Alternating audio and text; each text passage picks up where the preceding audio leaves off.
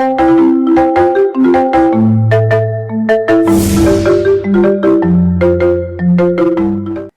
Central jail में 23 मार्च 1931 की शुरुआत किसी और दिन की तरह ही हुई थी। फर्क सिर्फ इतना सा था कि सुबह सुबह बहुत जोर की आंधी आई थी। लेकिन जेल के कैदियों को थोड़ा अजीब सा लगा जब 4 बजे ही वार्डन चरत सिंह ने उनसे आकर कहा कि वो अपनी अपनी कोठरियों में चले जाएं। उन्हें कारण नहीं बताया गया। उनके मुंह से सिर्फ ये निकला कि आदेश ऊपर से है। अभी कैदी सोच ही रहे थे कि माजरा क्या है कि जेल का नाई बरकत हर कमरे के सामने से फुसफुसाते हुए गुजरा कि आज रात भगत सिंह, राजगुरु और सुखदेव को फांसी दी जाने वाली है। उस क्षण की निश्चिंतता ने उनको झकझोर कर रख दिया। कैदियों ने बरकत से मनोहार की कि वो फांसी के बाद भगत सिंह की कोई भी चीज जैसे पेन, कंगा या घड़ी उन्हें लाकर दें ताकि वो अपने पोते पोतियों को बता सकें कि कभी वो भगत सिंह के साथ जेल में बंद थे। जेल अधिकारियों ने तीनों क्रांतिकारियों को बता दिया कि उनको वक्त से 12 घंटे पहले ही फांसी दी जा रही है। अगले दिन सुबह 6 बजे की बजाय उन्हें उसी शाम 7 बजे फांसी पर चढ़ा दिया जाएगा। भगत सिंह मेहता द्वारा दी गई किताब के कुछ पन्ने ही पढ़ पाए थे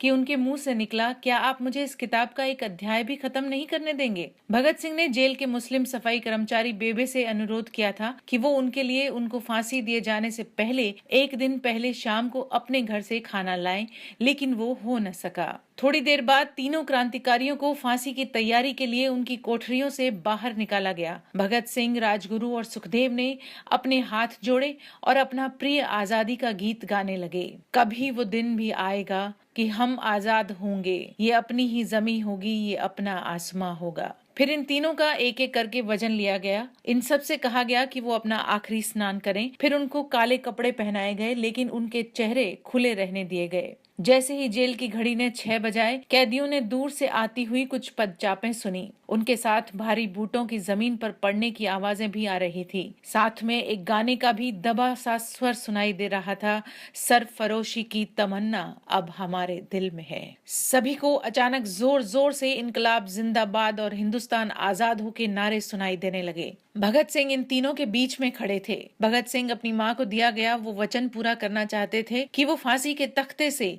इनकलाब जिंदाबाद का नारा लगाएंगे। लाहौर जिला कांग्रेस के सचिव पिंडीदास सोंधी का घर लाहौर सेंट्रल जेल से बिल्कुल लगा हुआ था। भगत सिंह ने इतनी जोर से इनकलाब जिंदाबाद का नारा लगाया कि उनकी आवाज सोंधी के घर तक सुनाई दी। उनकी आवाज सुनते ही जेल के दूसरे कैदी भी नारे लगाने लगे। तीनों युवा क्रांतिकारियों के गले में फांसी की रस्सी डाल दी गई, उनके हाथ पैर बांध दिए गए। तभी जल्लाद ने पूछा, सबसे पहले कौन जाएगा? सुखदेव ने सबसे पहले फांसी पर लटकने की हामी भरी।